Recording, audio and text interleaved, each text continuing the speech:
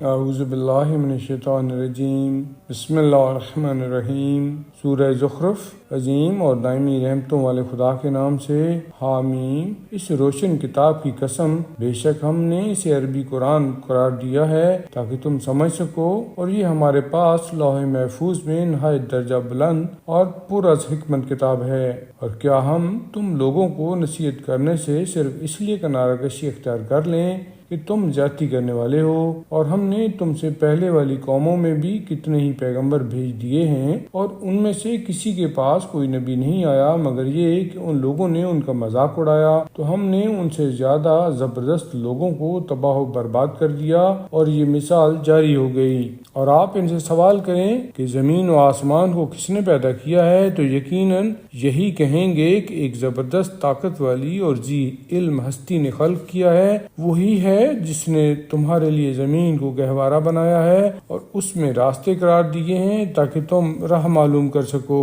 اور جس نے آسمان سے ایک معین مقدار میں پانی نازل کیا اور پھر ہم نے اس کے ذریعہ مردہ زمینوں کو زندہ بنا دیا، اسی طرح تم بھی زمین سے نکالے جاؤ گے، اور جس نے تمام جوڑوں کو خلق کیا ہے اور تمہارے لیے کشتیوں اور جانوروں میں سواری کا سامان فراہم کیا ہے تاکہ ان کی پشت پر سکون سے بیٹھ سکو، اور پھر جب سکون سے بیٹھ جاؤ تو اپنے پروردگار کی نعمت کو یاد کرو اور کہو کہ پاک و بے نیاز ہے وہ خدا جس نے اس سواری کو ہمارے لیے مسخر کر دیا ہے، ورنہ ہم اس کو قابو میں لا سکنے والے نہیں تھے۔ اور بہرحال ہم اپنے پروردگار کی بارگاہ میں پلٹ کر جانے والے ہیں۔ اور ان لوگوں نے پروردگار کے لیے اس کے بندوں میں سے بھی ایک جز یعنی اولاد قرار دے دیا کہ انسان یقیناً بڑا کھلا ہوا ناشکرا ہے۔ سچ بتاؤ، کیا خدا نے اپنی تمام مخلوقات میں سے اپنے لیے لڑکیوں کو منتخب کیا ہے اور تمہارے لیے لڑکوں کو پسند کیا ہے؟ اور جب ان میں سے کسی کو اسی لڑکی کی بشارت دی جاتی ہے جو مثال انہوں نے رحمان کے لیے بیان کی ہے، تو اس کا چہرہ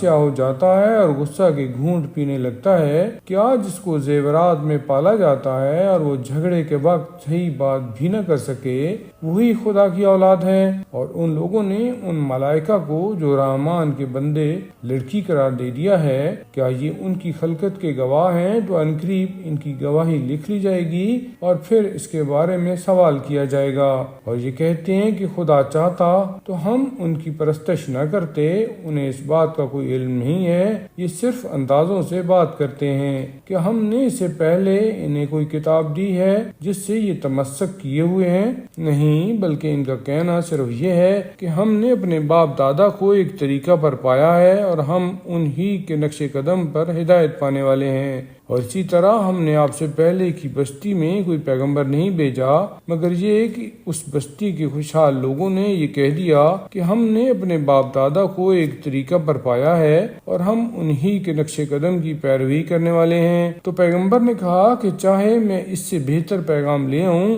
جس پر تم نے اپنے باپ دادا کو پایا ہے، تو انہوں نے جواب دیا کہ ہم تمہارے پیغام کے ماننے والے نہیں ہیں۔ پھر ہم نے ان سے بدلہ لے لیا، تو اب دیکھو کہ تکذیب کرنے والوں کا کیا انجام ہوا ہے۔ اور جب ابراہیم نے اپنے مربی باپ اور اپنی قوم سے کہا کہ میں تمہارے تمام معبودوں سے بری اور بیزار ہوں، علاوہ اس معبود کے کہ جس نے مجھے پیدا کیا ہے، کہ وہی عنقریب مجھے ہدایت دینے والا ہے، اور انہوں نے اس پیغام کو اپنی نسل میں ایک کلمہ باقیہ قرار دے دیا کہ شاید وہ لوگ خدا کی طرف پلٹ آئیں، بلکہ ہم نے ان لوگوں کو اور ان کے بزرگوں کو برابر آرام دیا یہاں تک کہ ان کے پاس حق اور واضح رسول آ گیا، اور جب حق آ گیا تو کہنے لگے کہ یہ تو جادو ہے اور ہم اس کے منکر ہیں، اور یہ کہنے لگے کہ آخر یہ قرآن دونوں بستیوں یعنی مکہ و طائف کے کسی بڑے آدمی پر کیوں نہیں نازل کیا گیا ہے؟ تو کیا یہی لوگ رحمت پروردگار کو تقسیم کر رہے ہیں،